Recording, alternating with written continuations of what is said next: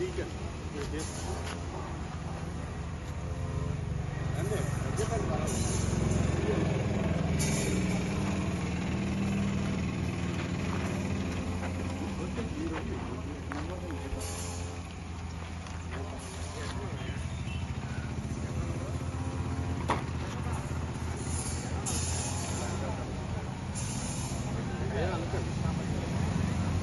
అనుకోండి.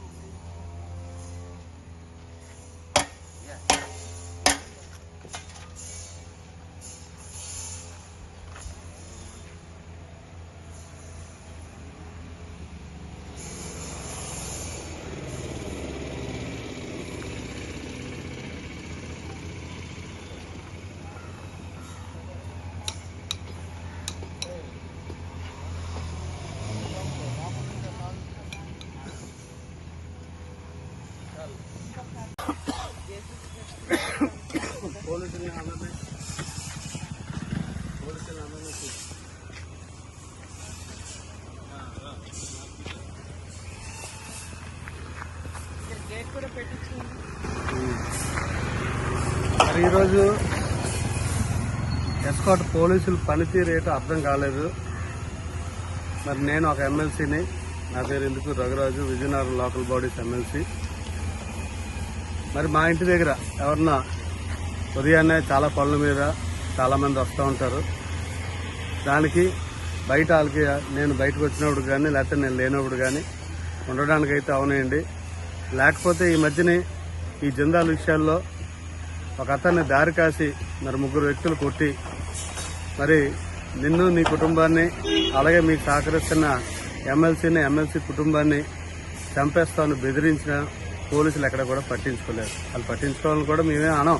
వాళ్ళ బాధ్యత వాళ్ళు చేయాలో లేదన్నది వాళ్ళు చూసుకోవాలి. మరి అంతేకాకుండా నాకు కూడా ప్రైవేట్గా నేను ఒక 4 సెక్యూరిటీ పెట్టుకోవాలని కూడా ఆలోచన. మరి నిన్న ఒక మిత్రుడు వచ్చి, మీరు చాలా పెద్దవాళ్ళతో యుద్ధాలు చేస్తూ ఉన్నారు, తగులు పడతా ఉన్నారు, మీకు ప్రభుత్వం సహకారం ఉందో లేదో మాకు తెలియదు, కానీ అధికారులు పూర్తిగా సహకారం లేదు, మరి పోలీసు వ్యవస్థ పరిస్థితి చూస్తే ఈ విధంగా ఉంది, మీరు ఎవరైనా సెక్యూరిటీ పెట్టుకుంటే బాగుంటుందని నిన్న ఒక సలహా ఇవ్వడం జరిగింది. కాబట్టి నేను ఉదయాన్నే మరి ఒక టెంట్ మా ఇంటి దగ్గర వేయించుకున్నాం. మరి పగలు వచ్చిన కార్యకర్తలు కావనండి, ప్రజలు కావనండి ఉపయోగపడుతుంది. సాయంత్రం పూట ఎవరైతే సెక్యూరిటీ ఉంటుందో వాళ్ళు అక్కడ కూర్చోడానికి అవకాశం ఉంటుంది. నా సొంత జాగాలో నేను టెంట్ వేసుకుందామని. ఆ టెంట్ కూడా బయటదేం కాదు. ఆ టెంట్ కూడా నేను 2023లో ఏదైతే పాదయాత్ర చేసినప్పుడు తిరుపతి వరకు నడిచి వెళ్ళినప్పుడు నేను సొంతంగా కొనుక్కొని టెంట్ అవనండి, వంట సామాన్లు అవనండి, కుర్చీలు అవనండి, మరి మైక్ సెట్ అయితే అవనండి, ఫ్యాన్లు అన్నీ కొనుక్కొని అట్నుంచి వచ్చిన తర్వాత మాకు సహకరించిన స్థానికంగా ఉన్న గణేష్ నాకు అబ్బాయి చాలా మంచి కుర్రాడు. ఎవరికైనా కష్టం వచ్చినా కానీ పేదవాడు అయితే డబ్బు తీసుకోకుండా టెంట్లు గట్ట కూడా వేసి అతను ఫంక్షన్ హాల్ కూడా ఇచ్చిన ఒక మంచి వ్యక్తి. మరి అతనికి ఇచ్చాను, నువ్వేదో ఒక వ్యాపారం చేసుకోవాలి, నాకు అవసరమైనప్పుడు ఇవ్వని.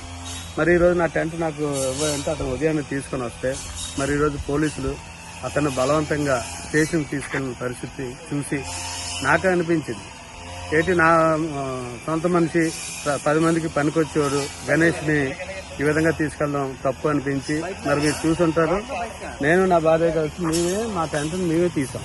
ఎందుకంటే ఒక కార్యకర్త కోసం, ఒక మంచి వ్యక్తి కోసం ఈరోజు మేము ఆ పని చేసాం. అంతేగాని మా జాగాల్లో టెంట్ వేస్తే ఎవడు తీసేసి దమ్ము ఎవరికి ఉండదు. అది మా సొంత జాగా, నా సొంత టెంట్. అతన్ని ఇరికించి, ఎందుకంటే టెంట్ అతని దగ్గర ఉంది. మరి అతను టెంట్ తెచ్చేసాడని చెప్పి పోలీసులు మరి పగలు రాత్రి ఇక్కడ కాపలా కాస్తున్నారు ఏమో తెలియదు, కానీ మరి జిందాల్ కంపెనీ కోసం పనిచేస్తున్నారు. చాలా సంతోషం. ఎవరి కోసం పనిచేస్తున్నారు. జీతాలు ప్రభుత్వం ప్రజల డబ్బు జీతాల కింద తీసుకుంటున్న కంపెనీ కోసం పనిచేస్తున్న ఫీలింగ్ మాకైతే ఉంది. మరి ఆ పైన మిగిలిన అధికారులు కావాలండి, భగవంతుడికి తెలియాలి వాస్తవం.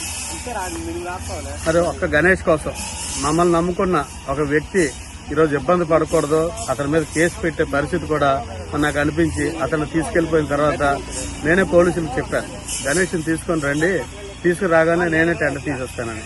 మరి అందుకనే నా స్వయంగా నా చేతులతోటే మరి ఈరోజు మరి టెంట్ కూడా తీయడం జరిగింది. మరి ఇంత దురదృష్టం, ఇంత దుర్మార్గంగా మా సొంత సైట్ లో కూడా మరి టెంట్ వేసుకునే అవకాశం కూడా పోలీసులు ఇవ్వడం లేదంటే మరి పోలీసులు మరి ఎవరి కోసం పనిచేస్తున్నట్టు, దేనికోసం పనిచేస్తున్నట్టు, ఏమన్నంటే జిందాల్ కంపెనీ అంటున్నారు. జిందాల్ కంపెనీకి సెక్యూరిటీ ఇచ్చే పరిస్థితిలో ఈ పోలీసులు అందరూ ఉండడం చాలా దురదృష్టం.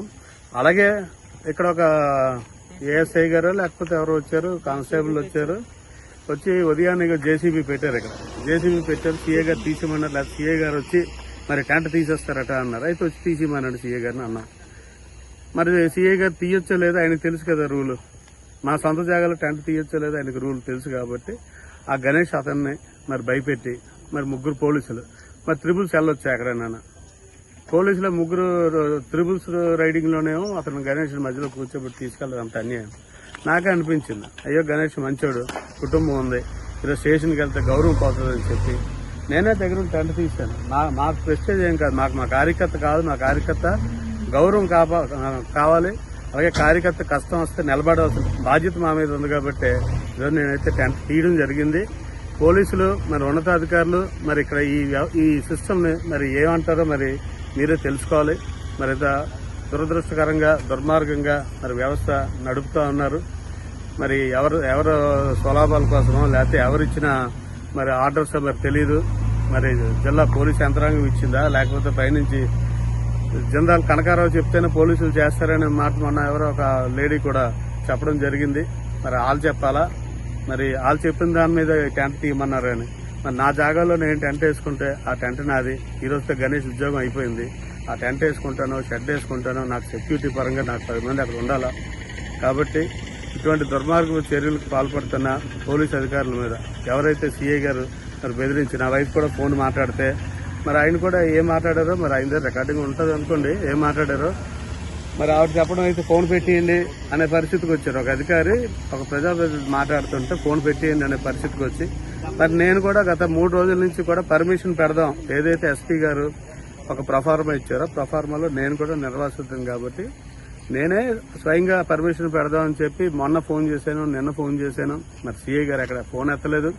మరి అలాగే నిన్న ఒక మెసేజ్ పెట్టారు, నేను ఫలానా నేను మిమ్మల్ని కలాలి, నేను పర్మిషన్ కోసం వచ్చి మీకు కలాలి, ఏ టైంలో మీరు ఉంటారో చెప్తే నేను వచ్చి కలుస్తాను. ఎందుకంటే మా ఎస్ఐ గంగరాజు గారికి ఫోన్ చేసి అడిగాను, ఎక్కడున్నారు సార్, సీఏ గారు ఫోన్ ఎత్తట్లేదంటే ఏమో సార్ బయట ఉన్నట్టున్నారు సార్ అన్నారు. మరి వాళ్ళు ఇబ్బంది పడుతూ ఉన్నారు. మరి ఒక రిప్రజెంటేషన్ ఇస్తానని నా స్థాయిలో నేనంటే పోలీసులు రెస్పాండ్ అవ్వకపోతే అటువంటి ఉద్యోగస్తులు అవసరమా? మరి ప్రజలకు పనిచేయాల్సింది మానేసి ఎవరికి పనిచేస్తున్నారో ఏం అర్థం కాని పరిస్థితిలో ఉన్నారు. ఈ విషయాన్ని ఖచ్చితంగా ఇప్పుడు నేను ఎస్పీ గారి దగ్గరికి వెళ్తున్నాను, ఎస్పీ గారికి కూడా తెలియజేస్తాను.